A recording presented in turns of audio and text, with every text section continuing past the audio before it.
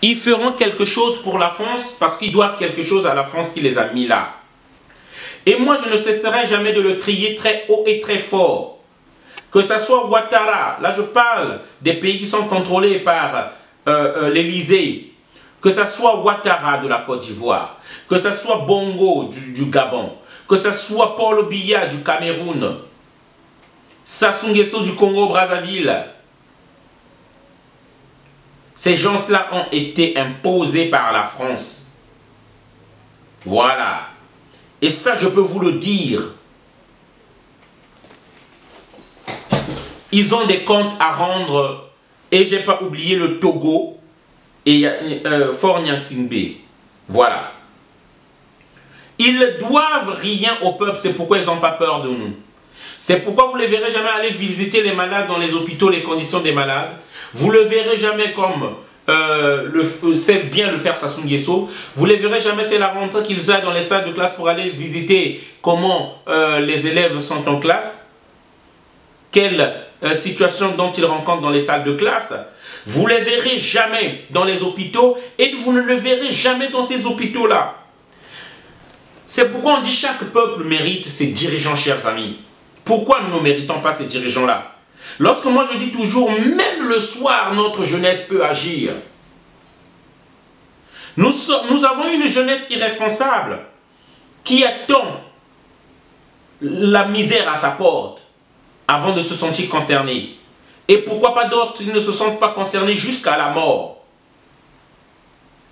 Je dis bien que nous le savons. Ces gens-là ne comprennent que le langage de la violence jeunesse d'Afrique et du Congo en particulier. Quel est ce peuple qui va accepter ceux qui défendent vos droits, l'opposition, est en train de se battre seul? Vous les avez laissés. Vous les avez laissés. Quel est ce peuple-là? Chacun pour soi, Dieu pour tous. Avant de se sentir concerné, il faut qu'on vous prive des salaires. L'université Marine Ouavu pour gréver, il faut qu'ils attendent au moins 3 à 4 mois d'arriéré de salaire. Aung San Suu Kyi, comme je dis toujours, a dit, c'est pas l'argent qui corrompt, non, c'est la peur. Oui, la peur de perdre le pouvoir pour ceux qui l'exercent et la peur des matraques pour ceux qui le subissent. Ceux qui subissent le pouvoir. La tyrannie. Donc, chers amis, moi je dis, jusqu'à quand? Et je voulais aussi, sur un volet qui est très important, j'ai réfléchi longtemps sur ce volet-là, pour dire, la lutte de l'Afrique, ça ne concerne pas juste les Africains, ça concerne tous ceux qui sont d'origine africaine. Je veux parler par là aussi des Antillais. Cette couleur-là, ça ne vient que d'un seul continent. C'est pas ça le racisme. Je parle plutôt d'une solidarité continentale. Je veux vous parler d'une solidarité communautaire. Je veux vous parler d'une solidarité d'un peuple qui est martyrisé, qui est esclavagisé, qui est infantilisé depuis la nuit des temps. Le peuple noir. On est en train de nous écraser toujours, le peuple africain. Cette peau-là ne sort ni d'Asie, ça ne sort ni d'Europe, ça ne sort que d'un seul continent, les Noirs. C'est pourquoi j'appelle à la solidarité. Parce que nos frères, surtout nos frères antillais pensent, ou disent souvent, ou ils ont une haine, parce qu'ils disent que les Africains les ont vendus. Je ne tiens pas ça de moi, je tiens ça des Antillais eux-mêmes, lorsqu'ils en parlent. Vous savez, vous n'allez pas en vouloir éternellement toute une race ou tout un peuple. Parce que soi-disant dans le passé, il y a eu des chefs de village, il y a eu des chefs de tribus qui ont vendu. Comme a su l'expliquer une de nos sœurs, ils ont vendu des esclaves qu'ils avaient peut-être attrapés et ils ne pensaient pas peut-être qu'ils aillent faire des travaux forcés. Nous savons aujourd'hui, l'Occident, l'homme occidental, lorsqu'il est arrivé, c'est par plusieurs ruses qu'il a toujours su utiliser les Africains, qu'il a toujours su exploiter les Africains, par multiples ruses. Nous sommes partis de l'esclavage, où on est venu, nous avons suivi le film de Kunta Kinte, où parfois ils étaient au bord de la mer, à enlever des groupes isolés des Noirs. Donc, je veux dire par là, faut pas d'abord en vouloir le peuple africain. Il y en a des chefs du village qui ont pris, ou des chefs des tribus qui ont pris la responsabilité. Salut à toi, Achida Gelen Toumbi.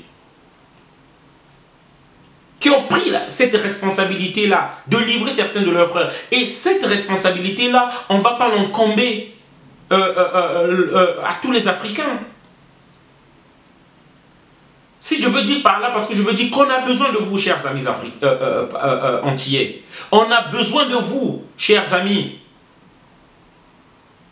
Parce que ce combat-là, passons par l'esclavage, par la colonisation. Là, c'est la France-Afrique. Et beaucoup d'autres systèmes aussi, les Américains ont leur façon qu'ils sont en train de détruire la RDC et d'autres pays, toujours avec le même modus operandi. C'est pour vous dire qu'ils veulent manger sur le dos des Africains. Ils veulent toujours opprimer les Africains. Ils ne voudront jamais qu'on soit libre. Ils passent de technique en technique, on est parti. Donc, depuis 10 ans, salut à toi maman Laure Nicole Moussoundi, salut à toi vieux bougie. Ils sont partis de l'esclavage. On est arrivé à la colonisation. Les gens, lorsqu'ils ont crié au scandale, ils ont donné les indépendances. Mais toujours on enchaînait les gens. Et après la colonisation, ils vont chercher autre chose. Pour toujours racketter, pour toujours carotter.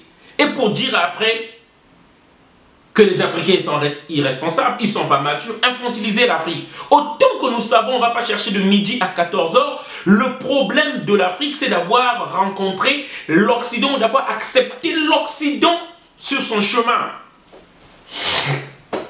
Ils sont arrivés en amis avec des cadeaux. Et après, lorsqu'on les a acceptés, lorsqu'ils ont intégré, lorsqu'ils sont rentrés dans notre culture, ils se sont mis à nous détruire. Ils ont détruit l'empire du Mali, de Soundiata Keita. Ils ont détruit notre monnaie qu'on avait, le Kori. Les échanges avec les barres de métaux, avec les poudres d'or. Jusqu'à quand, je veux dire, chers amis noirs, jusqu'à quand, chers amis africains, qu'on va accepter, qu'on ne va pas se réveiller. Et la lâcheté nous est dans la peau. Là aujourd'hui, le FMI est au Congo-Brazzaville.